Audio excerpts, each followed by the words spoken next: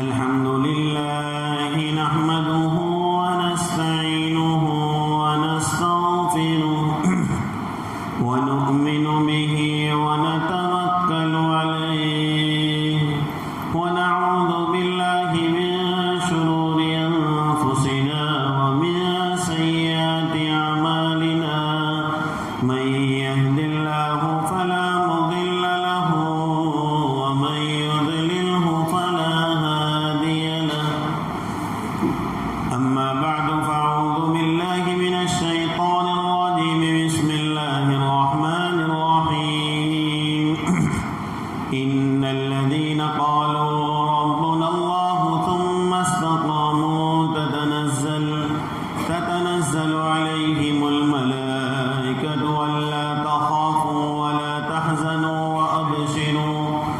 وأبشروا بالجنة التي كنتم توعدون نحن أولياؤكم في الحياة الدنيا وفي الآخرة ولكم فيها ما تشتهي أنفسكم ولكم فيها ما تدعون نزلا من غفور رحيم ومن أحسن قولا ممن دعا إلى الله وعمل صالحا وقال إنني من المسلمين وقال عليه الصلاة والسلام المهاجر من هاجر ما نهى عنه ربه أو كما قال عليه الصلاة والسلام. میرے محترم بزرگوں، عزیزوں، دوستوں، اللہ کے دین کی باتوں کو بڑی طلب کے ساتھ، بڑے توجہ کے ساتھ، بڑے دھیان کے ساتھ سنیں. یہ دین کی باتوں کا حق ہے، ورنہ آج تو آواز کی دنیا ہے، جہاں جاؤ وہاں آواز ہوتا ہے، کانوں میں کچھ نہ کچھ پڑتا ہی رہتا ہے. اس لیے کہتے ہیں ہماری دین کی باتوں کا سننا یہ کانوں کا ذکر ہے. اللہ کی بڑائی کو بولنا، اللہ کی بڑائی کو سننا، آخرت کو سننا. یہ آخرت اور ساری چیزیں سنائی جائیں گی، دکھائی نہیں جا سکتی. حق ہمیشہ سنایا جاتا ہے. قبر حق ہے، پل صراط حق ہے، جنت حق ہے، جہنم حق ہے، یہ کہیں دکھایا نہیں جا سکتا. ہاں، حق ہمیشہ سنایا جاتا ہے، باطل دکھایا جاتا ہے. گاڑی ہے، روپیے پیسے ہیں، عہدے ہیں، ڈگریاں ہیں، چیزیں ہیں، عورتیں ہیں. ہاں، کہاں کہ باطل ہمیشہ دکھایا جاتا ہے اور حق یہ ہمیشہ سنایا جائے گا. ہاں، اس لیے ایمان کہتے ہیں، ایمان بالغیب، بن دیکھے اللہ اور اس کے نبی کی باتوں کو ماننا، اس کا نام ہے ایمان. اگر دیکھ لیا اور دیکھ کر مانا، اس کا تو نام ہے مشاہدہ. ہاں، مشاہدہ کچھ ہے ہی نہیں. اس لیے کہتے ہیں کہ آخری وقت کی توبہ بھی قبول نہیں ہوتی گرگرے کے وقت کی، کیونکہ اس وقت آخرت کھل جاتی ہے. آخری وقت میں آخرت کھل جاتی ہے نا. وہ اللہ والے کی موت ہوئی تو وہ یوں کہتے گئے لمثل ھذا فلیعمل العاملون. مرتے مرتے یوں کہتے کہتے چلے گئے کہ ارے یہ وہ چیزیں ہیں جس کے لیے عمل کرنے والے کو عمل کرنا چاہیے. شاید کچھ جنت کی کوئی نعمت، حور و غلمان، جنت کی کچھ باتیں سامنے کھل گئی تو دیکھتے دیکھتے یوں چلے گئے. اس لیے کہتے ہیں کہ موت کے وقت کی توبہ بھی قبول نہیں ہوتی. ایک آدمی کا انتقال ہوا، زندگی اللہ اور اس کے رسول کے فرمودات سے دور تھی. وہ یوں کہتا کہتا دنیا سے چلا گیا کہ مارو پھیرو پڑو. ہاں، جس کو اپنے گاٹھیا واڑی کہتے ہیں، مارو دھکو تھیو. مہوا سے بھاؤنگر کسی کام کے لیے گیا اور کام نہیں ہوا تو کیا کہتا ہے آدمی؟ بھئی مارو دھکو تھیو، مارو پھیرو پڑو. آخرت کا منظر کچھ دیکھ کر وہ بولتا بولتا یوں چلا گیا. اس نے ساگر کو گاگر میں سمو دیا. ہاں، کہ جس کام کے لیے مجھے اللہ نے بھیجا تھا وہی نہیں ہوا، باقی سب کچھ ہوا. کہا کہ یہ تو مشاہدہ ہو گیا، یہ تو کھل گیا. اس وقت جب کھلی تو فرعون نے بھی کہہ دیا تھا آمنت برب موسیٰ و ہارون. گرگرے کے وقت میں، موت کے وقت میں جب کھل گیا تو اس وقت تو فرعون بھی بول گیا تھا آمنت برب موسیٰ و ہارون کہ میں موسیٰ اور ہارون کے رب پر ایمان لاتا ہوں. اب اللہ نے فرمایا الان اب وقد عصیت قبل وکنت من المفسدین. کہا اب کہ اب کوئی اعتبار نہیں ہے, اب کوئی قبول نہیں ہوتا ہے. آج زندگی کے اندر اس لیے معاویہ صاحب رحمۃ اللہ علیہ فرمایا کرتے تھے ہم اس کام سے یہ چاہتے ہیں کہ جو بات مر کر سمجھ میں آنے والی ہے وہ دنیا میں سمجھ میں آ جائے, مر کر سب کچھ سمجھ میں آ جائے گا. ہاں کہ 1 روپیہ اللہ کے نام پر صدقہ دینے پر کیا اللہ نے رکھا ہے. موت کا وقت آیا تو کہنے لگا فَأَصَّدَّقَ وَأَكُن مِّنَ الصَّالِحِينَ کہ تھوڑا سا مجھے مؤخر کر دو, میں صدقہ کر دوں اور نیک اور صالحین لوگوں میں سے ہو جاؤ. کہا کہ اب نہیں, وَلَن يُؤَخِّرَ اللَّهُ کہ اللہ اس کو ہرگز مؤخر نہیں کرے گا.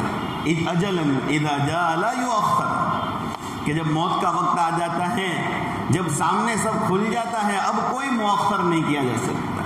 اس وقت تو سب کو سب سمجھ میں حق سمجھ میں آ جائے گا, باطل کو باطل سمجھ میں آ جائے گا کہ یہ غلط ہوا. کہ فرعون نے کو سمجھ میں آ گیا کہ یہ میرا ملک مصر جو یوں کہا کرتا تھا الیس لی ملک مصر وہذہ الانہار تجری من تحتی افلا تبصرون کہ تم دیکھتے نہیں ہو میں بڑا ہوں کہ میرے لیے میرا یہ ملک مصر ہے جس کے نیچے سے نہریں جاری ہیں.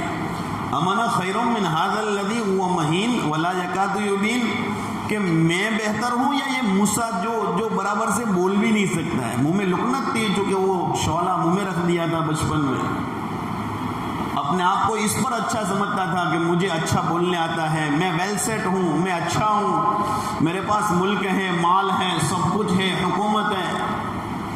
ہاں مگر وہ بھی آخری وقت میں جب کھل گئی سامنے کہ یہ کچھ بھی نہیں ہے, یہ تو وقتی چیزیں ہیں. اس کو اللہ پاک نے لہو و لعب کہا ہے, کھیل کود ہے, یہ تماشا ہے, یہ ڈیکوریشن ہے, یہ زینت کی چیز ہے. انما الحیات الدنیا لہو و لعب و زینت و تفاخر بین, اللہ نے پورا اس کو بیان کیا ہے. یہ سارے زینت کے ڈیکوریشن کی سب یہ دنیا سب نظر میں آ رہی ہے. جیسے چھوٹا بچہ ہوتا ہے نا, گھر میں شوکیس رکھا ہوتا ہے اور اس میں وہ مٹی کے آم رکھے ہوئے ہوتے ہیں, تو بچہ اپنے ابا سے کیا کہتا ہے, ابا ابا مجھے آم دو نا. باپ اور بیٹے کی عمر میں کچھ 20 سال کا فرق ہے. باپ ہنستا ہے اور یوں کہتا ہے ارے بیٹے یہ مٹی کے ہیں. تھوڑی دیر ہوتی ہے پھر امی کو کہتا ہے امی یہ ہوائی جہاز ہے نا وہ مجھ کو دو نا, میں اس کو میں اڑ کے مہوا سے بھاگوں کہیں اور. ہاں تو پھر اس کی ماں اس کو کہتی ہے بیٹی یہ مٹی کے ہیں, یہ ڈپلیکیٹ ہے, یہ اصلی نہیں ہے. مگر ماں اور بیٹے کے اندر میں 18 سال کا فاصلہ ہے, مگر وہ ماں اس پر ہنستی ہے.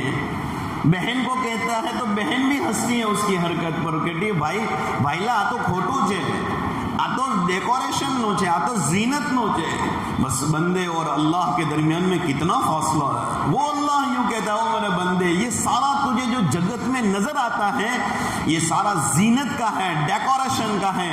یہاں کی عزت اصل عزت نہیں ہے, یہاں کی ذلت بھی اصل ذلت نہیں ہے.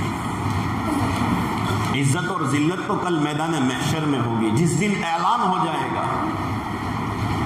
کسی کے بارے میں اعلان ہوگا کہ یہ تو سعید ہو گیا, نیک بخت ہو گیا. وہاں اعلان ہوگا, آدم علیہ السلام سے لے کر قیامت تک کا آخری انسان سن لے گا. ہاں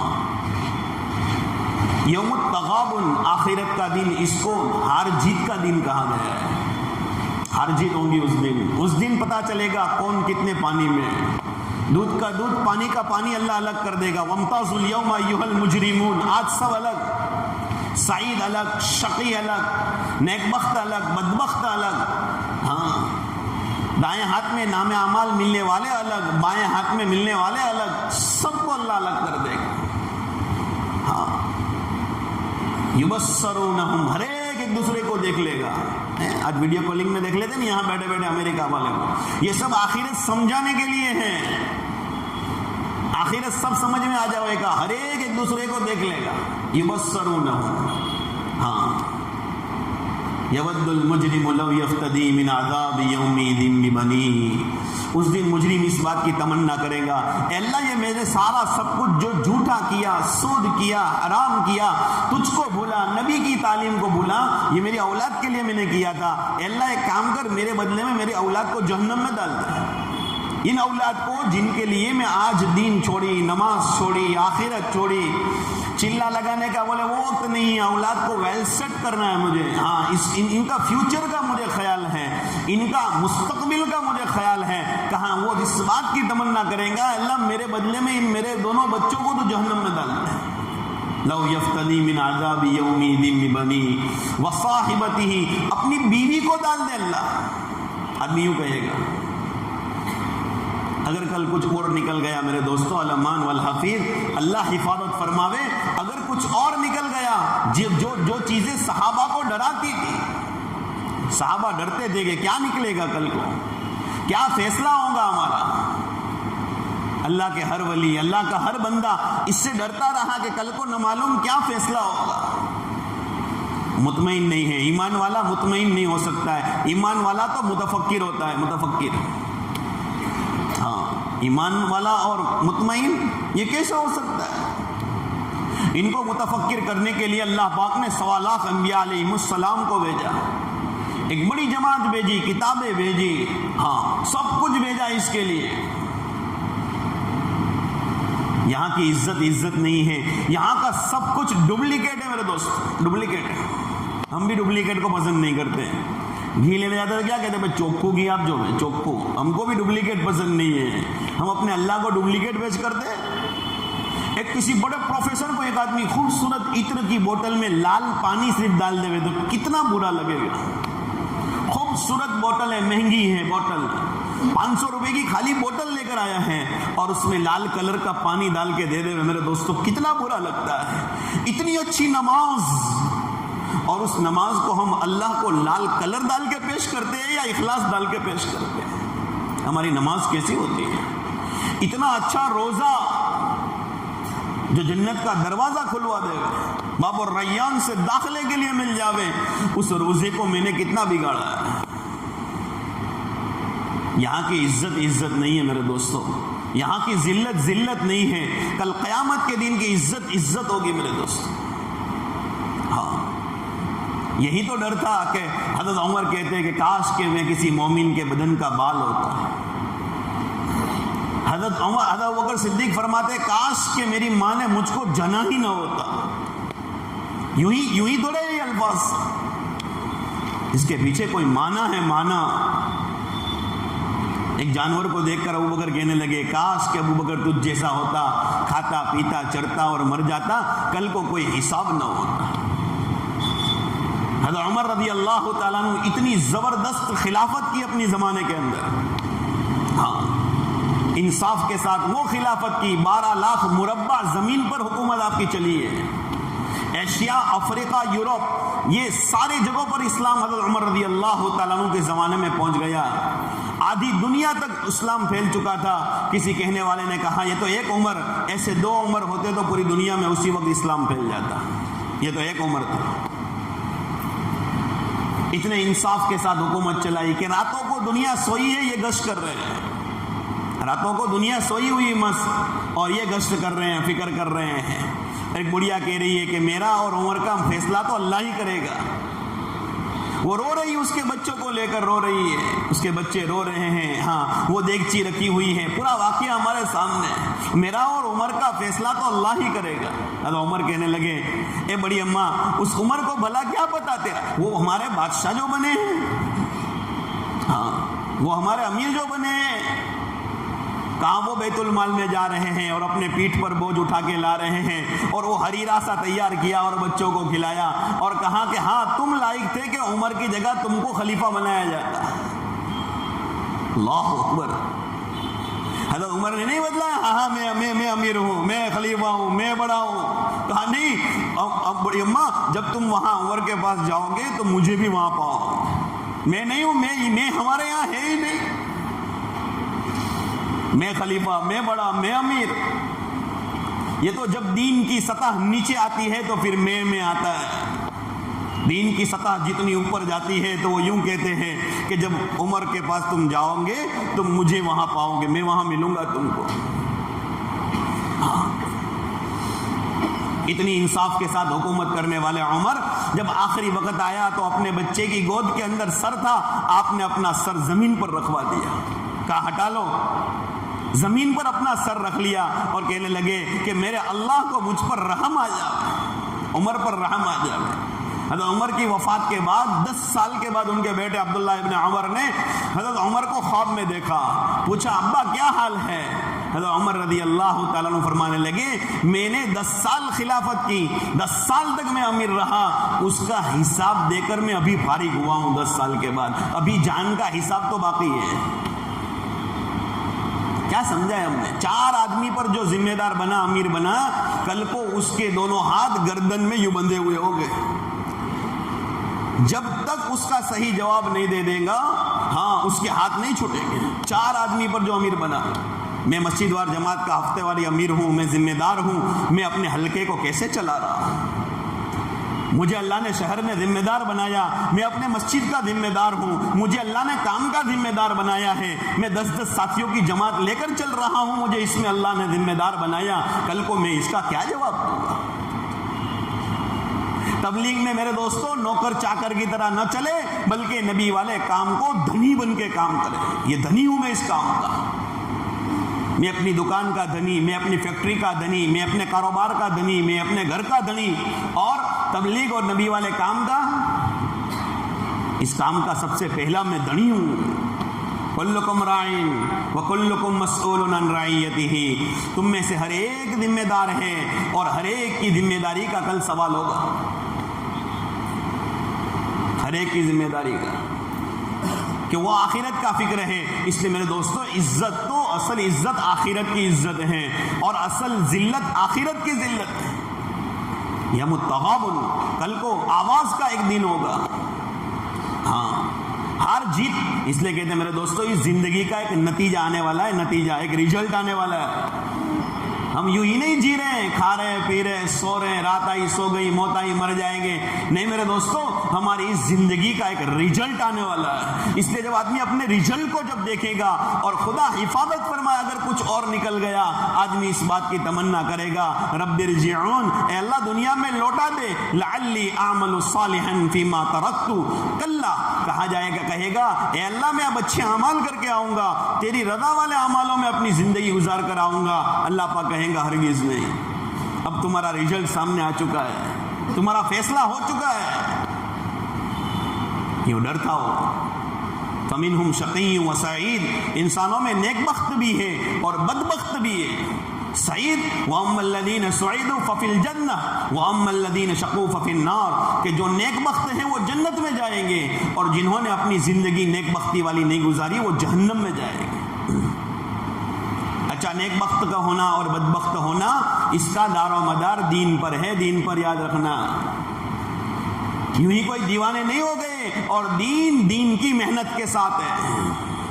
انسان کا سعید ہونا، انسان کا نیک بخت ہونا، یہ کس پر ہے؟ اس کا دار و مدار اس کی دینداری پر ہے۔ اس لیے ہم میں سے ہر ایک کی پہلی ذمہ داری اپنے آپ کو دیندار بنانا ہے۔ پہلی ذمہ داری ہم میں سے ہر ایک کی یہ ہے، اپنی ذات سے لے کر پورے عالم کیسے دیندار بنے۔ پہلا کام ہمارا نیک بخت بننا ہے، اللہ کے یہاں سعید بننا ہے، اللہ کے یہاں سرخرو بننا ہے۔ اس کا دار و مدار دین پر ہے، دین پر۔ اللہ کے نبی صلی اللہ علیہ وسلم کی دعاؤں میں یہ دعا ہے، اللہم اصلح لی دینی، اے اللہ تو میرا دین سنوار دے۔ دین کو بنانا اپنا۔ دین کیا ہے؟ اللہ کے حکم کو رضائے الہی کے ساتھ، نبی کے طریقے کے ساتھ، اخلاص کے ساتھ ہر عمل ہمارا دین بن جاتا ہے۔ ایک مسلمان سے اخلاص کے ساتھ اللہ کے لیے صرف ملاقات کی، اللہ کے لیے محبت کی، اللہ کے لیے جدا ہوئے، یہ کل کو عرش کا سایہ دلوا دے گا، عرش کا سایہ دلوا دے گا۔ یہ ہمارا دین، ایک مسلمان بھائی سے ملنا دین۔ ایک سچی تجارت انصاف کے ساتھ، ترازو میں برابر تولنا، تو ہم اس کو ویوہار گنتے ہیں کہ بھئی ویوہاری کو ہو جائیے، برابر ہو جائیے۔ یہ ویوہار نہیں ہے، یہ ہمارا دین ہے،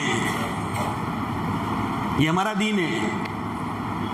اوزن، انصاف کے ساتھ وزن کرنا، یہ انصاف ہے۔ ورجح، جھکتا تولو، یہ انصاف ہے، یہ احسان ہے۔ ان اللہ یحب المقسطین، انصاف کرنے والوں سے اللہ محبت کرتا ہے. ان اللہ یحب المحسنین، اور احسان کرنے والوں سے بھی اللہ محبت کرتا ہے. یہ انصاف، یہ محبت اللہ کی ملے گی. احسان، جھکتا تولا، یہ محبت اللہ کی ملے گی. ایمان والے کا کوئی بھی چیز دنیا نہیں ہے. ہمارے مولانا ابراہیم صاحب فرماتے ہیں، بہت سے لوگ کہتے ہیں نا بھائی ہم تو دنیا دار ہیں. بہت سے لوگ یوں کہتے ہیں ہمیں تو دنیا دار ہے بھائی. ارے مولانا فرمانے لگے، ارے جب تو پیدا ہوا تب تیرے ایک کان میں اذان پڑی گئی، ایک کان میں تکبیر پڑی گئی. جب تیرا انتقال کا وقت ہوگا تو تجھ کو کلمہ تلقین کیا جائے گا. تو شروع میں دیندار، اخیر میں دیندار، بیچ میں تو دنیا دار کب بن گیا؟ ہاں، بیچ میں یہ دنیا دار کب سے بن گیا ہے؟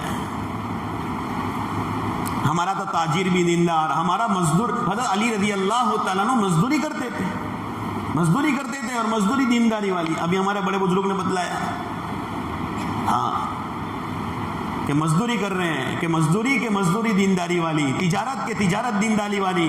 مزدوری دینداری کے ساتھ کرے. رسول پاک صلی اللہ علیہ وسلم نے فرمایا شام کو اس کا پسینہ خشک ہونے سے پہلے اللہ اس کی مغفرت کر دیتا ہے مزدور کی. ہاں، ہمارے یہاں پیاز کا بہت بڑا کاروبار ہے، اور ماشاءاللہ وہ پورے کی پوری لوری اتار دیتے ہیں گاڑی. اور یہ دینداری ہے ہماری.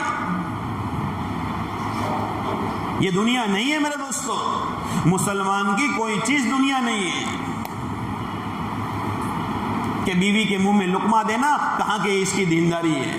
بچوں کو بڑا کرنا، رسول پاک صلی اللہ علیہ وسلم نے فرمایا، کتابوں کے اندر آتا ہے جو ماں باپ اپنے بچوں کو آخرت کے لیے بڑا کرتے ہیں، کتابوں میں لکھا ہے کہ وہ جتنی سانس اپنی زندگی میں لیتے ہیں اتنی سانس کی نیکی ماں باپ کے نام اعمال میں لکھی جاتی ہے، کہ اپنے بچوں کو اللہ کے لیے بڑا کیا ہے. ایک تو بڑا کرنا ہے، کیوں بولے سر پڑے ہیں اس لیے بڑا کر رہے ہیں. ہمارے یہاں سر پڑا کچھ نہیں ہے. ہمارے یہاں سارا سب کچھ دین ہے، سب کچھ ہمارا دین. ہاں کہ سچی تجارت کرنے والا کل کو نبیوں اور صدیقین کے ساتھ اس کا حشر ہوگا. لو، مگر یہ سارا سب کچھ ہمارا ایمان بالغیب ہے.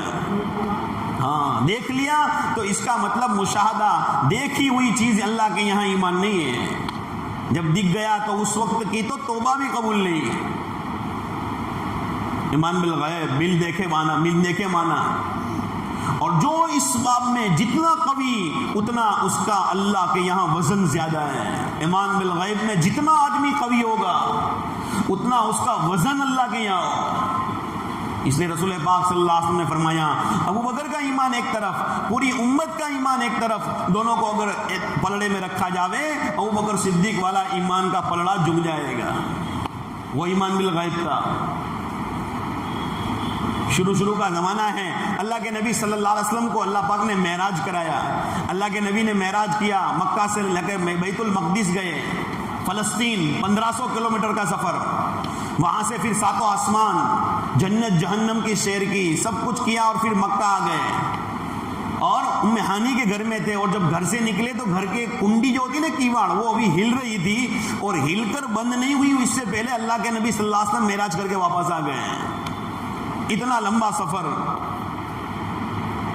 فوراً جب یہ معراج کا واقعہ ہوا تو جو لگانے والے ہوتے ہیں نا فوراً جاتے ہیں لگانے کے لیے. تو فوراً 2-3 آدمی پہنچ گئے ابو بکر صدیق کے پاس کہ ابو بکر کوئی آدمی یوں کہے کہ راتوں رات وہ بیت المقدس گئے، فلسطین گئے، وہاں سے 7 آسمان پر گئے اور واپس آ گئے راتوں رات، تو یہ ہو سکتا ہے؟ ہاں. تو ابو بکر صدیق نے سوال کیا یہ کس نے کہا ہے، کیسے کیا؟ کہا کہ تمہارا دوست جو محمد ہے نا وہ یوں باتیں کر رہا ہے کہ راتوں رات کر لیا. کہاں یہ ہو سکتا ہے؟ اور یہ ہوا ہے. اللہ کے نبی صلی اللہ علیہ وسلم نے فرمایا انت صدیق، تم سچے ہو. ہاں، صدیق کا لقب ملا ہے. کیا کہ ایمان بالغیب ایسا تھا کہ بن دیکھے اللہ اور اس کے نبی کی باتوں پر یقین لائیں. بن دیکھے اللہ اور اس کے نبی کی باتوں پر ماننا. الذین یؤمنون بالغیب، متقی کون ہے؟ اس میں پہلی چیز ہے ایمان بالغیب. کیسا ایمان؟ کہ ایک مرتبہ اللہ کے نبی صلی اللہ علیہ وسلم ایک بدو دیہاتی کے ساتھ سودا کر رہے تھے گھوڑے کا. اللہ کے نبی صلی اللہ علیہ وسلم نے اس سے سودا کر لیا کہ بھئی یہ فائنل ڈن ہو گیا کہ گھوڑا میں نے لیا. اللہ کے نبی تھوڑے یوں پھرے تو وہ دیہاتی جو تھا وہ دوسرے آدمی کے ساتھ سودا کرنے لگا، اس سے زیادہ قیمت مل رہی تھی. تو اللہ کے نبی نے جب دیکھا تو کہا کہ ارے بھائی اس گھوڑے کا تو میں سودا کر چکا ہوں تمہارے ساتھ. وہ دیہاتی کہنے لگا او محمد میں نے آپ کو نہیں بیچا ہے. اللہ کے نبی کہنے لگے ارے بھائی میں نے تم سے خریدا ہے، اپنا سودا ہو گیا ہے، پھر کیا بات ہے؟ کہا نہیں میں نے محمد تم کو نہیں بیچا ہے. اللہ کے نبی حیران ہیں. وہ کہنے لگے اگر تم سچے ہو اپنی بات میں 2 گواہ لاؤ، تمہارا دعویٰ ہے کہ میں نے خرید لیا ہے تو 2 گواہ لاؤ. صحابہ وہاں کھڑے اس بدو دیہاتی سے کہنے لگے ارے تجھے پتا ہے تو کس سے گواہ مانگ رہا ہے؟ یہ صادق اور امین ان سے تو گواہ مانگ رہا ہے. یہ بات چل رہی ہے. اسی دوران ایک صحابی حضرت خزیمہ رضی اللہ تعالیٰ عنہ آئے اور اس بدو سے کہنے لگے، اللہ کے نبی وہاں کھڑے کہنے لگے یا نبی اللہ میں گواہی دیتا ہوں کہ آپ نے گھوڑا ان سے خریدا ہے. ہمیں تو کوئی ہماری موافقت کا مل گیا ہو تو ہم بولے ہاں برابر سے جو آوی گئے ہو، ہاں برابر بات ہے، گواہ ہو ہماری پاس ہے. اللہ کے نبی ہے نبی. اللہ کے نبی حضرت خزیمہ سے کہنے لگے خزیمہ جب میں نے سودا کیا اس وقت تو تم تھے نہیں، تم کیسے گواہی دے رہے ہو؟ جب میں نے سودا کیا بدو کے ساتھ، اس دیہاتی کے ساتھ گھوڑے کا میں نے خریدا، اس وقت تو تم تھے نہیں، پھر کیسے گواہی دے رہے ہو؟ اللہ اکبر. حضرت خزیمہ رضی اللہ تعالیٰ عنہ کہنے لگے یا نبی اللہ آپ نے ہم کو آسمان کی خبریں دی، ہم نے اس کو سچا مانا، اور آپ ایک گھوڑے کی خبر دو اور اس کو ہم سچا نہ مانے. اللہ کے نبی صلی اللہ علیہ وسلم نے فرمایا خزیمہ تیری ایک کی گواہی 2 کے بقدر آئندہ سے، تیری ایک کی گواہی 2 آدمیوں کے برابر آج کے بعد تو گنا جائے گا. ایسا ایمان. یا نبی اللہ آخرت کی باتوں کا یقین کیا، جنت اور جہنم کو آپ نے کہا اور ہم نے مان لیا، ایک گھوڑے کی بات ہم نہ مانے. اللہ کے نبی صلی اللہ علیہ وسلم دنیا سے پردہ فرما گئے. ابوبکر صدیق رضی اللہ تعالیٰ عنہ کا زمانہ چل رہا تھا، اس میں قرآن کو جمع کر رہے تھے. قرآن کی آیتیں یہ بکھری ہوئی تھی ساری، سب کچھ کسی نے ہڈی پر لکھی، چمڑے پر لکھی، کسی نے کہا. اللہ کے نبی صلی اللہ علیہ وسلم کے زمانے کے بعد اب ضرورت پڑی کہ قرآن کو ایک جگہ جمع کر دیا جائے. تو حضرت ابوبکر صدیق رضی اللہ تعالیٰ عنہ کے زمانے میں یہ کام ہوا. حضرت زید بن ثابت کو اس کی ذمہ داری دی گئی کہ تم سارے لوگوں سے قرآن کی آیتیں جمع کرو، اور قرآن کی آیت 2 آدمی کے پاس ہو تو ہی اعتبار ہوگا. کوئی ایک آدمی کے پاس ہو اور وہی آیت دوسروں کے پاس ہو تو اس آیت کا اعتبار کریں گے ہم. اور ان سے اللہ کی قسم کھلانے کی کہ اللہ کی قسم کھا کر میں نے یہ قرآن کی آیت اللہ کے نبی سے سنی ہے، اور ایک صحابی کا اعتبار نہیں ہوگا، 2 آدمیوں کے پاس یہ آیت ہونی چاہیے تو ہی اعتبار ہوگا.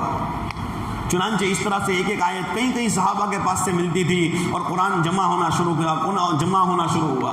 ایک آیت کا مسئلہ آیا، سورہ توبہ کی آخری آیت، لقد جاءکم رسول من انفسکم عزیز علیہ ما عنتم حریص علیکم بالمؤمنین رؤوف رحیم فإن تولوا فقل حسبی اللہ لا الہ الا هو علیہ توکلت وهو رب العرش العظیم. یہ 2 آیتیں ہیں سورہ توبہ کی آخری 2 آیت 11ویں پارے کے اندر ہیں. پاؤ پارا جہاں ہوتا ہے وہاں پہ اس آیت میں مسئلہ آ گیا کہ اس میں کوئی اور گواہ نہیں ملتے. اس آیت کے بارے میں حالانکہ ہر صحابہ کو یہ آیت یاد تھی. یہ آیت اللہ کے نبی صلی اللہ علیہ وسلم کی شان کے بارے میں نازل ہوئی. آپ صلی اللہ علیہ وسلم کی اس میں تعریف ہے، تعریف. چنانچہ اس کے بارے میں کوئی گواہ نہیں مل رہے تھے. حضرت خزیمہ رضی اللہ تعالیٰ عنہ آئے اس آیت کو لے کر، اور حضرت خزیمہ نے حضرت زید بن ثابت سے کہا کہ یہ آیت میرے پاس لکھی ہوئی ہے. حضرت زید بن ثابت نے کہا آپ کے پاس ہے، کسی اور کے پاس نہیں ہے، میں اس آیت کو ہرگز نہیں قبول کروں گا. حضرت خزیمہ رضی اللہ تعالیٰ عنہ کہ ہاں اور زید بن ثابت مجھے پہچانتے ہو میں کون ہوں؟ کہا ہاں پہچانتے ہو آپ خزیمہ ہیں. کہا اس اعتبار سے نہیں، میرے بارے میں اللہ کے نبی نے کیا کہا تم کو پتا ہے؟ کہا کیا کہا ہے؟ کہا اللہ کے نبی نے کہا ہے خزیمہ کی اکیلے کی گواہی 2 کے برابر گنی جائے گی. پھر کہا کہ ہاں اللہ کے نبی صلی اللہ علیہ وسلم نے آپ کے وہ فضائل بیان کیے ہیں، آپ وہ ایمان بالغیب کے مسئلے کے اندر آپ کے بارے میں اللہ کے نبی نے بشارت دی. حضرت خزیمہ کی گواہی قبول کی گئی اور اس آیت کو قرآن میں لکھا گیا ہے. اس آیت کے بارے میں فضائل کے اندر آتا ہے جو شخص روزانہ رات کو اس آیت کو پڑھ کر سوئے. اس کے فضائل کے اندر یہ ہے لقد جاءکم، کہ اس کے فضائل میں آتا ہے کہ جو شخص رات کو اس آیت کو پڑھ کر سوئے اس کو خواب کے اندر اللہ کے نبی صلی اللہ علیہ وسلم کی زیارت نصیب ہوتی ہے. ایک اور فضائل کے اندر ہے حضرت شبلی رحمۃ اللہ علیہ، حضرت شبلی، ہاں یہ حضرت جنید بغدادی کے بھی حضرت جنید بغدادی، یہ حضرت شبلی جو ہیں شبلی، ان کے بارے میں یہ آتا ہے کہ ایک مرتبہ کسی نے خواب میں دیکھا حضرت شبلی کے بارے میں کہ اللہ کے نبی صلی اللہ علیہ وسلم نے حضرت شبلی کو دیکھا، فضائل اعمال میں یہ واقعہ لکھا ہوا ہے۔ تو اللہ کے نبی صلی اللہ علیہ وسلم نے شبلی کو کہا، اے شبلی وہ منہ لاؤ جس منہ سے تم اس آیت کو پڑھتے ہو۔ حضرت شبلی کے بارے میں آتا ہے ہر نماز کے بعد اس آیت کو پڑھتے تھے، لقد جاءکم رسول من انفسکم۔ اس آیت کے ہر نماز کے بعد پڑھنے کی وجہ سے اللہ کے نبی نے حضرت شبلی سے کہا، شبلی اپنا وہ منہ لاؤ جس منہ سے تم اس آیت کو پڑھتے ہو، میں اس کو بوسہ دوں۔ اللہ کے نبی بوسہ دینے گئے منہ پر شبلی کے، حضرت شبلی کہتے مجھے شرم آئی، اللہ کے نبی کا منہ اور میرا منہ، میں نے اپنا منہ ہٹا لیا، اللہ کے نبی نے میرے گال پر، میرے رخسار پر بوسہ دیا اور میری آنکھ کھل گئی، اور اس کے بعد کئی دن تک میرے رخسار سے مشک کی خوشبو آیا کرتی تھی۔ یہ وہ آیت ہے لقد جاءکم رسول من انفسکم۔ ہاں تو ایمان کے ایمان فی الغیب، بن دیکھے اللہ اور اس کے نبی کی باتوں کو ماننا، ابو بکر صدیق کا وہ ایمان حاصل ہو چکا تھا، وہ ایمان بن چکا تھا کہ اللہ کے یہاں سے فیصلے آ گئے۔ ہاں کیا ابو بکر صدیق کا ایمان ایک طرف اور پوری امت کا ایمان ایک۔ اس لیے آج جو ہم لوگ جو دھوکے میں آ گئے ہیں وہ یہ مشاہدے کے پر دھوکے میں آ گئے، دھندے کا مشاہدہ، کاروبار کا مشاہدہ، حکومت کو دیکھا تو حکومت کی باتوں کا مشاہدہ، یہ ساری چیزوں میں آ کر ہمارا ایمانی صفات، ایمانی گراف ہمارا نیچے جا رہا ہے ایمانی سطح۔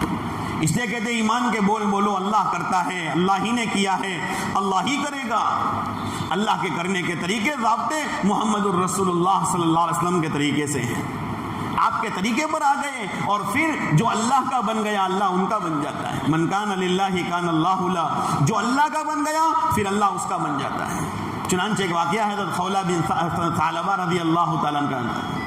یہ خولہ یہ وہ عورت ہے جو اللہ کے نبی صلی اللہ علیہ وسلم کے زمانے کا واقعہ، حضرت خولہ رضی اللہ تعالیٰ عنہ کا، کہ ان کو ان کے شوہر نے طلاق دے دی، اور اس زمانے کی طلاق جس کو زہار کہتے ہیں، انت علیہ کا ظہری امی، یوں کہہ دیا کہ تو میری ماں کی طرح مجھ پر حرام ہے۔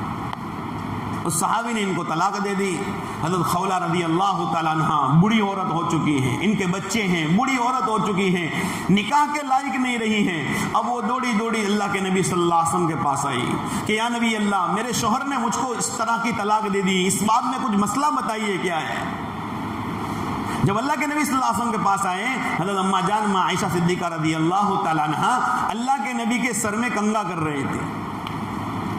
اسی دوران گھر پر آئی حضرت خولہ رضی اللہ تعالیٰ عنہ اور کہا کہ یا نبی اللہ، میرے معاملے میں آپ کچھ نظر کیجئے، میرے بچے میں بوڑھی ہو چکی ہوں، میرے بچے ہیں، اور میرے شوہر کے درمیان میں بہت محبت ہے، یہ کسی غصے میں آ کر انہوں نے اس طرح کی طلاق دے دی۔ اور یہ طلاق ایسی طلاق ہوتی ہے کہ اس زمانے میں ایسی طلاق گنی جاتی تھی کہ ہمیشہ کے لیے عورت حرام ہو جاوے۔ عورت کو طلاق دے دی تو اس کے بعد اگر وہ دوسرے نکاح کر کے عدت گزار کر کے پھر اس شوہر کے ساتھ نکاح کر سکتی ہے، مگر زہار ایسی طلاق گنی جاتی تھی کہ جس طلاق کے بعد ہمیشہ کے لیے عورت حرام ہو جاوے، جس طرح سے ماں ہمیشہ کے لیے حرام ہوتی ہے۔ حضرت خولہ حیران اللہ کے نبی صلی اللہ علیہ وسلم کے پاس آئی، یا نبی اللہ، میرے معاملے میں کچھ آپ نظر کیجیے۔ اللہ کے نبی صلی اللہ علیہ وسلم اس وقت کی زہار کا جو مسئلہ تھا اسی کے مطابق فتویٰ بھی دے دیا کہ آپ اپنے شوہر پر حرام ہو چکی ہیں۔ حضرت خولہ حیران ہو گئی، کہا یا نبی اللہ نہیں، اس معاملے میں کچھ نظر کیجیے۔ اللہ کے نبی صلی اللہ علیہ وسلم کہنے لگے کہ خولہ، اس باپ کا فتویٰ یہی ہے، اس باپ کا مسئلہ یہی ہے کہ آپ ہمیشہ کے لیے حرام ہو چکی ہیں۔ اللہ کے نبی کو بار بار کہہ رہی حضرت خولہ، لیکن اللہ کے نبی وہی کہہ رہے ہیں۔ اب جب اللہ کے نبی نے نہیں سنی کوئی بات تو پھر حضرت خولہ، اللہ قربان جائے حضرت خولہ رضی اللہ تعالیٰ عنہ پر، انہوں نے آسمان کی طرف نظر کی اور اللہ سے باتیں کرنا شروع کی کہ اللہ، تیرا نبی تو نہیں سنتا، تو میری بات سن۔ اللہ سے باتیں کرنے لگی، اللہ کو کہنے لگی اے اللہ، میرے بچے میرے سر پر ہیں، میرے پاس کوئی اور چیز بھی نہیں ہے کہ میں دنیاوی اعتبار سے کسی طرح سے ان کے معاش کو، اپنے بچے کو پال لوں، میں بوڑھی ہو چکی ہوں، میرے ماں باپ بھی مر چکے ہیں، میرا دنیا میں کوئی نہیں ہے۔ اے اللہ، تو اس مسئلے کے بارے میں کوئی فیصلہ کر، اور وہ فیصلہ بھی میرے موافقت میں آنا چاہیے۔ اللہ سے ڈٹ گئی۔ اس لیے کہتے ہیں نا، سوالی فقیر اللہ کو بہت پسند ہے۔ ہاں، ہٹ دھرم سوالی اللہ کو بہت پسند ہے. ہٹ دھرم, اللہ سے اڑ جائیں. ہاں ہم لوگ اللہ سے بغیر یقین کے مانگتے ہیں. ہاں اس سے کہتے ہیں نا کہ اللہ پاک بغیر غفلت والے دلوں کی دعائیں قبول نہیں کرتا. دعائیں بھی کر رہے ہیں اور اللہ کی طرف دھیان نہیں. ہر دھرم سوالی اللہ کو نہیں, اللہ تجھے کرنا ہی پڑے گا. اے اللہ تو ہی کرے گا. اللہ کو ایسے سوالی بہت پسند ہے. ہاں یہ ہٹ گئی, اللہ کے سامنے اڑ گئی کہ اللہ اس باب میں تو فیصلہ کر, اور فیصلہ بھی میرے موافقت کے اندر ہونا چاہیے. اور رو رہی ہے, آہوزاری کر رہی ہے, اللہ کے سامنے پڑی ہوئی ہے, اور اللہ کے نبی صلی اللہ علیہ وسلم کے گھر میں ہی. سبحان قدرت, سبحان کہ اللہ کے نبی نے کیسے صحابہ اور صحابیات تیار کیے تھے. اب اسی دوران اسنا میں باتیں چل رہی ہیں اور یہ اللہ کے سامنے اڑی ہوئی ہیں, رو رہی ہیں, اللہ کے سامنے اپنی گلا شکوے کر رہے ہیں. بس یہی اسنا تھی اور اللہ کے نبی صلی اللہ علیہ وسلم کے اوپر وحی شروع ہو گئی. جیسے ہی وحی شروع ہوئی, حضرت عائشہ حضرت خولہ کو کہنے لگی, خولہ رک جا, اللہ کی طرف سے وحی شروع ہو گئی ہے, آسمان سے وحی ہے, اللہ کے نبی پر آثار ہے. خولہ نے اور رونا شروع کر دیا کہ وحی تو آ رہی مگر میرے خلاف نہ آ جاوے کہیں. آہوزاری اور اللہ کے سامنے بڑھا دی اور اللہ کے سامنے رونا شروع کر دیا, اے اللہ وحی میرے موافقت میں ہونی چاہیے. اللہ کے ساتھ کسی کا کوئی رشتہ تو نہیں ہے, مگر وہ اڑ گئی اللہ کے سامنے کہ اللہ فیصلہ بھی تیرا ہو اور میری موافقت کے اندر ہونا چاہیے. بس وحی ختم ہوئی, اللہ کے نبی نے اپنا پسینہ پوچھا اور اللہ کے نبی نے فرمایا, خولہ تجھے مبارک ہو, تیرے بارے میں اللہ کا فیصلہ آ گیا. ارے اللہ پاک چاہتا تو فرشتے کو بھیجتا تھا جبریل علیہ السلام کو, اور جبریل علیہ السلام کو کہہ دیتا کہ جاؤ جا کر کہہ دو کہ زہار کا طلاق کا مسئلہ ختم ہو چکا ہے. لیکن نہیں, اللہ تبارک و تعالیٰ نے قرآن کی آیت نازل کی اور شروع پارے سے قد سمع اللہ قول التی تجادلک فی زوجہا. عجیب اللہ نے کلام کیا ہے, قد سمع اللہ قول التی. گویا کہ اس طرح سے اللہ بات کر رہے ہیں کہ آپ خولہ اللہ کے نبی سے ماننے کو لے تیار نہیں ہیں. کہا نہیں یا نبی اللہ کوئی فیصلہ لائیے اس باب میں, زہار کے مسئلے کے باب میں کوئی فیصلہ لائیے. اور اللہ اس طرح سے کلام کر رہا ہے کہ دونوں کے بیچ میں بیٹھ کر اللہ بات سن رہا ہو. اللہ نے قرآن میں فرمایا قد سمع اللہ قول التی تجادلک فی زوجہا, کہ بے شک اللہ نے اس عورت کی بات سن لی جو تمہارے ساتھ اللہ کے نبی بات کر رہی تھی اپنے شوہر کے بارے میں. ہاں تجادلک فی زوجہا وتشتکی الی اللہ. اور جب اللہ کے نبی آپ نے نہیں سنا تو خولہ نے اللہ سے شکایت کی. واللہ یسمع تحاورکما, جو اللہ کے نبی آپ اور خولہ دونوں باتیں کر رہے تھے نا آپس میں کہ طلاق نہیں ہوئی, کہا نہیں طلاق ہو گئی, اور خولہ کہتی نہیں میرے بارے میں کوئی اللہ سے فیصلہ کروا دیجیے. یہ مجادلہ جو چل رہا تھا تمہارا وہ اللہ سن رہا تھا. ہاں, اور اللہ نے پھر فیصلہ کیا کہ آج کے بعد زہار کی طلاق یہ ختم ہو گئی. یہ ہمیشہ کی جو طلاق اس زمانے میں ہوتی تھی وہ ختم ہو گئی, اور جس نے اس طرح سے طلاق کی ہے, طلاق کہی ہے, اس کے اوپر جرمانہ ہوگا کہ اس کو یا تو ایک غلام آزاد کرنا ہے, یا 60 مسکینوں کو کھانا کھلانا ہے, یا اس کی قیمت دینی ہے. اللہ نے آسمان سے فیصلہ بدلا ہے, آسمان سے. یہ میرے دوستو کب ہوا ہے؟ جب ہم اللہ کے بنے ہیں تب ہوا ہے. ہاں, یہ دعوت کی پوری محنت, تگودو کی محنت یہ ہے ہماری, یہ چلت پھرت, یہ چلا, یہ 4 مہینہ, یہ اللہ کے راستوں میں نکلنا, ان سارا سب کچھ کر کرا کے ہمارے دل میں آ جاوے کہ اللہ کرتے ہیں تو سمجھو وقت لگ گیا ہمارا. ہماری یہ ساری چلت پھرت ہم اللہ کو اپنا بنا لے. اسی کو حدیث میں آتا ہے نا, یا عبدی انت ترید وانا ارید ولا یکون الا ما ارید. اے بندے, ایک تیرا ارادہ ہے, ایک میرا ارادہ ہے, ہوتا وہی ہے جو میرا ارادہ ہے, مگر تو اپنے ارادے کو میرے ارادے پر قربان کر دے, پھر ہوگا وہ جو تیرا ارادہ ہے. دنیا میں وہ ہوگا بندہ جو تو چاہے گا وہ ہوگا, مگر اس سے پہلے اپنی چاہتوں کو, اپنی خواہشات کو, اپنی مرضیات کو, ساری چیزوں کو اللہ کے نام پر قربان کرنا سیکھو. ہاں, سب کی سب کچھ چاہتے ہیں مگر ان چاہتوں کو قربان کر کے اللہ کو اپنا بنا لے. اس لیے مولانا یوسف صاحب رحمۃ اللہ علیہ فرمایا کرتے تھے کہ ہم اس قاضی صاحب سے یوں فرماتے تھے کہ ہم اس کام کے ذریعے سے صرف مغفرت نہیں چاہتے کہ تبلیغ میں لگے ہیں تو ہماری مغفرت ہو جاوے. ارے مغفرت تو اس بات کا سب سے پہلا پھل ہے. مولانا جیسا رحمۃ اللہ علیہ فرمایا کرتے تھے مغفرت تو اس بات کا سب سے پہلا پھل ہے. کہ اللہ کے راستے میں قدم اٹھائیں اور یغفر لکم ذنوبکم، اللہ نے تمہارے سارے گناہوں کو معاف کر دیا۔ لو بھائی، تعلیم میں بیٹھے، تعلیم کا حلقہ پورا ہوا، ایک فرشتہ اعلان کرتا ہے، ایک فرشتہ اعلان کرتا ہے قوموا مغفورا لکم قد بدلت سیئاتکم بالحسنات، کہ تم کھڑے ہو اس حال کے اندر میں کہ اللہ نے تمہارے گناہوں کو نیکیوں سے تبدیل کر دیے۔ لو بھائی، سب یہاں مغفرت کی مسئلہ نہیں ہے میرے دوستوں۔ اس تبلیغ میں ہم چلا 4 مہینہ یا ہفتہ واری اجتماع، یہ بدھ کے دن کا ہفتہ واری ہمارا مشورہ، ہمارے گشت، میرے دوستوں یہ سب چیزیں کیا ہیں؟ من تشبہ بقوم فہو منہ، جو جس سے مشابہت اختیار کرے گا وہ ان کے ساتھ ہو جائے گا۔ ہم نبی سے مشابہت اختیار کرتے ہیں، ہمارے نبی گشت کرتے تھے۔ حضرت عبداللہ بن مسعود رضی اللہ تعالیٰ عنہ فرماتے ہیں، نبی کے دنیا سے پردہ فرمانے کے بعد ہر شب جمعہ کو، یعنی آج جمعرات کی جو جمعہ کی رات ہے، ہر شب جمعہ کو ہم جمع ہویا کرتے تھے اور اللہ کے نبی صلی اللہ علیہ وسلم کی حدیثوں کا مذاکرہ آپس میں ہوتا تھا، اللہ کے نبی کی باتوں کا مذاکرہ ہمارے سامنے ہوتا تھا۔ یہ تو صحابہ سے مشابہات ہیں۔ اللہ کے نبی گشت کیا ہے، مدینہ کے اندر گشت کیا ہے، طائف کی وادیوں میں گشت کیا ہے، اللہ کے نبی نے اوقاس کے میلوں کے اندر گشت کیا ہے، اللہ کے نبی نے کہاں گشت نہیں کیا؟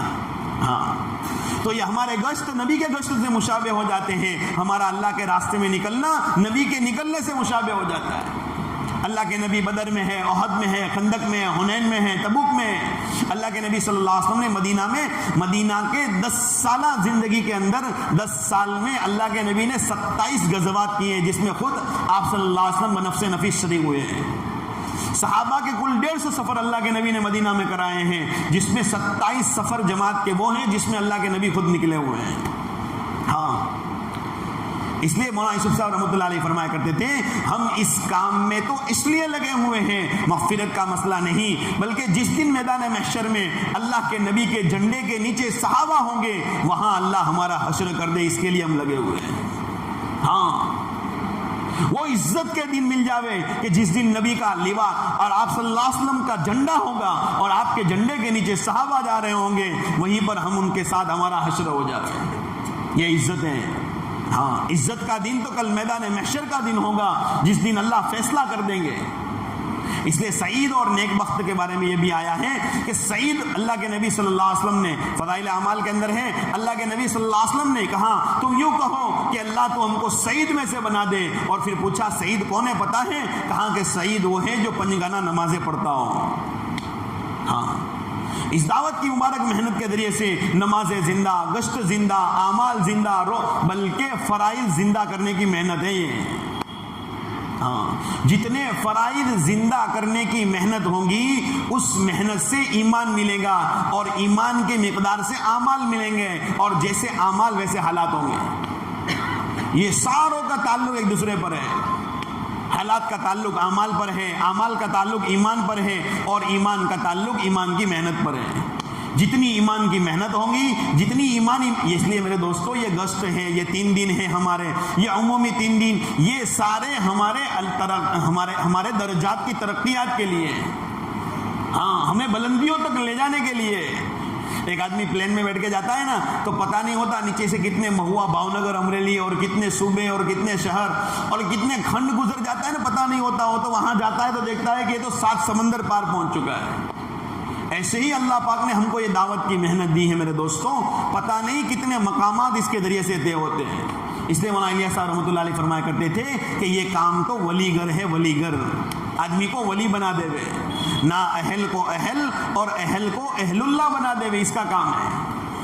مگر اس کے لیے میرے دوستوں مولانا الیاس صاحب رحمۃ فرمایا کرتے تھے یہ کام تو پتا مارو کام ہے، پتا مارو، پتا مارو کام ہے، مگر اس کی محنتوں کے ذریعے سے اللہ کے یہاں مقامات بلند ہوتے ہیں۔ میرے دوستو، ایک کسی آدمی کا بچہ گم ہو گیا، کسی آدمی نے آ کر اس سے کہا ارے بھائی تمہارا بچہ وہاں سورت میں پلیٹ فارم کے اندر بغیر چپل کے پھر رہا تھا، میں نے اس کو چپل خرید کر کے دے دیے۔ وہ آدمی کہے گا بھائی بہت اچھا، جزاک اللہ، مگر اس کو سکون اتنا نہیں ہوگا چونکہ اس کا بچہ گم ہو گیا ہے۔ ایک آدمی نے کہا ارے تمہارا بچہ جو ہے نا وہاں پہ بھوکا پھر رہا تھا، ننگا تھا، بھوکا تھا، میں نے اس کو کھانا کھلایا، میں نے اس کو کپڑے پہنا دیے۔ بولے بہت اچھا کیا، جزاک اللہ، مگر اس کو سکون نہیں ملے گا، بچہ ملا نہیں ہے ابھی۔ اور ایک کسی آدمی نے آ کر اس کے بچے کو لا کر کے اس کو دے دیا۔ میرے دوستوں بتلاؤ سکون کس سے ملے گا؟ آج امت بھوکی ہے، ان کو کھانا کھلانا ثواب ہے. آج امت ننگی پھر رہی ہے، ان کو کپڑا پہنانا ثواب ہے. آج بہت سے بے گھر ہیں، ان کو گھر بنا دیا ثواب ہے میرے دوستوں.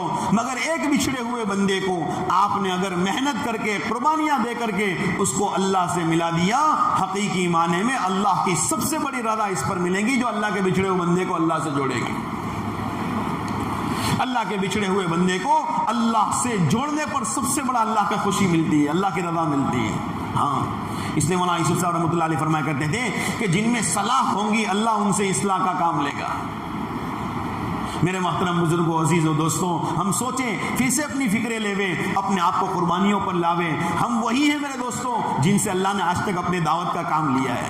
ہم اپنے سینے کو اللہ کے لیے پیش کریں، ہم اپنی جوانیوں کو اللہ کے لیے پیش کریں. ہم ہمارے میرے دوستوں ہماری جذبات، ہماری خواہشات جتنی ہیں وہ ساری پوری کرنے کی جگہ اللہ نے دنیا نہیں بنائی. خواہشات پوری کرنے کی جگہ تو اللہ نے جنت بنائی ہے. یہ تو خواہشات قربان کرنے کی جگہ ہے.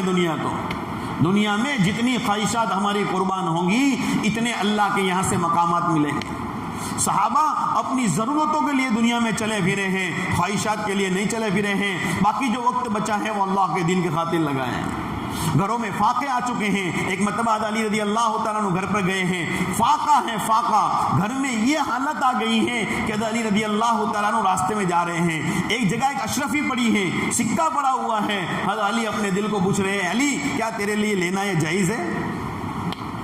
بالآخر تھوڑی دیر کے بعد اس بات کے فیصلے یہاں تک حالت پہنچ چکی کہ حضرت علی نے کہا کہ یہ میرے لیے لینا جائز ہے. اتنے گھر میں فاقے اور اتنے حالات آئے ہیں. پھر اس روپیے کو لے کر کے جا کے آٹا خریدا.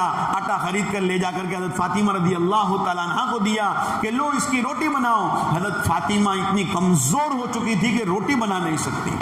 کہا آٹا گوندنے کے لیے جیسے ہی ہاتھ مارا تو جھکنے وزن دیا تو ایسا وزن دیا کہ پھر جھکتی ہی چلی گئی، یہاں تک کہ برتن کے ساتھ آپ کا سر لگ گیا. اٹھنے کی واپس ہمت اور طاقت نہیں ہے کہ اتنی کمزوری آ چکی ہے. یہ حال حضرت فاطمہ رضی اللہ تعالیٰ عنہ کا ہوا ہے. مگر میرے دوستوں انہوں نے اپنی دنیا نہیں دیکھی، انہوں نے اپنی آخرت دیکھی ہے. ہم نے وہی کلمہ پڑھا ہے میرے دوستوں. آج امت کے حالات پوری دنیا کے اندر ایمان، اعمال، محنت، اس کی میرے دوستوں اس لیے ضرورت ہے ہم اپنے جذبات کو قربان کر کے، اپنی خواہشات کو قربان کر کے اللہ کے نام پر کھڑے ہو جائیں میرے دوستوں. اللہ دین اور دنیا، اس لیے علی فرماتے ہیں 700 سال تک مجتمع ہو کر ہم لوگ دنیا کے پیچھے محنت کرتے تو اتنی نہ ملتی جتنی اللہ پاک نے چند سالوں کے اندر، 25 سال عرصے کے اندر اللہ پاک نے دنیا دے دی تھی. قدموں میں آ گئی تھی، قدموں میں آ گئی. اللہ کے نبی صلی اللہ علیہ وسلم کی مدنی زندگی کے 10 سال ہے. حضرت ابوبکر صدیق رضی اللہ تعالیٰ عنہ کے 2.5 سال اور حضرت عمر رضی اللہ تعالیٰ عنہ کے زمانے میں تو خزانے آ چکے تھے، خزانے آ چکے تھے. مگر قربانیاں شرط ہیں. پہلے قربانیاں لگی ہیں، پھر اللہ پاک نے دین دنیا دونوں جگہ چمکایا ہے. حضرت خدیجہ کروڑپتی عورت تھی، کروڑپتی، جس کے پاس سونے کی پاٹ رہتی تھی، سارا سب کچھ لگا دیا. ایک وقت وہ آیا ہے کہ پیروں میں جوتیاں تک نہیں تھی، پیروں میں جوتیاں نہیں، مگر لگا دیا سب کچھ. جب آخری وقت آیا، جسم میں پرانے کپڑے ہیں اور اس میں کئی جگہ سے پیوند لگے ہوئے ہیں، اور خدیجہ رضی اللہ تعالیٰ عنہ کو اس وقت کے اندر اللہ کے سلام آئے ہیں. یہ سب سے پہلی عورت ہے دنیا کی جس کو اللہ کے پہلے سلام آئے ہیں. یہ کب سلام آئے کہ جھالا سب کچھ لگا دیا ہے. ہاں، ہم تو یہ سوچتے ہیں سارا سب کچھ میرے پاس رہے، بچا کچا کچھ ہو تو وہ اللہ کو دے دو. یہ 5 کام ہے، پارٹ ٹائم کے لیے کام نہیں ہے. کب بقیہ کچھ ہے تو ہم نے کچھ کر لیا، کچھ بچے ہیں، کچھ وقت ہے تو ہفتہ واری اجتماع کو دے دیا، کچھ جی چاہ رہا ہے تو ہفتہ واری گشت کے اندر آ گئے، ہفتہ واری مشورے میں آئے، ورنہ نہیں. میرے دوستو یہ نہیں ہے. ہم اس کو پیچھے نہ کریں، اللہ کے دین کی کام کو پیچھے نہ کریں. آخری بات میں کہہ دوں، اللہ کے نبی صلی اللہ علیہ وسلم یتیم تھے. دائی حلیمہ بچوں کو لینے کے لیے ساری عورتیں آئی تھی دیہاتوں سے، ساری عورتیں مالداروں کے بچوں کو لے گئی. اللہ کے نبی کو کوئی اٹھانے کے لیے تیار نہیں، چونکہ جانا کہ یہ تو یتیم ہے، اس کو ہم کو کیا ملے گا. بالآخر دائی حلیمہ کا جو پورا واقعہ ہے، اس کی کمزور اور دبلی اس کی بالکل اٹھنی تھی، مگر دائی حلیمہ نے اللہ کے نبی صلی اللہ علیہ وسلم کو لے لیا، اپنے شوہر سے مشورہ کیا، اللہ اس میں کچھ برکت دے دیں گے. جب واپس جانے لگے تو اٹھنی کے اوپر پہلے شوہر بیٹھے اور دائی حلیمہ محمد صلی اللہ علیہ وسلم کو جو بچے ہیں اپنی گود میں لے کر پیچھے بیٹھ گئے. اب اس کا شوہر جو تھا وہ اٹھنی کو کھڑی کر رہے ہیں، اس کو کوچا مار رہے ہیں، بہت کچھ کیا، لیکن اٹھنی کھڑے ہونے کے لیے تیار نہیں. کیونکہ اللہ کے نبی صلی اللہ علیہ وسلم کو پیچھے رکھا ہوا ہے. اب میاں بیوی نے مشورہ کیا ایک کام کرو اس بچے کو آگے لے لو. جیسے ہی اللہ کے نبی صلی اللہ علیہ وسلم بھی بچے ہیں آپ کو آگے لیا, اونٹنی بڑی تیزی کے ساتھ کھڑی ہوئی اور جتنی اونٹنی آگے چل رہی تھی ساروں سے آگے نکل گئی. میرے دوستو آج بھی اللہ معاف فرماوے, آج ہمارا حال یہی ہوتا جا رہا ہے. کاروبار آگے, آپ صلی اللہ علیہ وسلم کی محنت پیچھے. دھندا آگے, اللہ کے نبی صلی اللہ علیہ وسلم کی محنت پیچھے. سال ہو گئے, 2 سال ہو گئے, 4 سال ہو گئے, ہمارا وقت نہیں لگا, مگر دنیا پھر بھی آگے, اللہ کے نبی صلی اللہ علیہ وسلم کی محنت کو پیچھے. میرے دوستو اب ہم چاہتے ہیں ہماری اونٹنی سب سے آگے نکل جاوے. یہ نیور کبھی نہیں ہوگا میرے دوستو. ہم اللہ کے دین کو آگے رکھیں, گشتوں کو آگے رکھیں, تعلیم کو آگے رکھیں, اللہ کے دین کے تقاضوں کو آگے رکھیں. پھر دیکھیں میرے دوستو اللہ پاک دنیا اور آخرت دونوں جگہ ہمیں آگے کرے گا. تو بتلاؤ بھائی ہمت کر کے. ابھی ہمارے سامنے جو تقاضا ہے 16 تاریخ سے یہاں سے ماشاءاللہ ایک جوڑ رکھا ہے اور مسجد ابراہیم کے اندر, اور وہاں سے 4 مہینے چلے کی جماعتیں نکل رہی ہیں. اس لیے ہمت کر کے بتلاؤ بھائی کون تیار ہے اس کے اندر.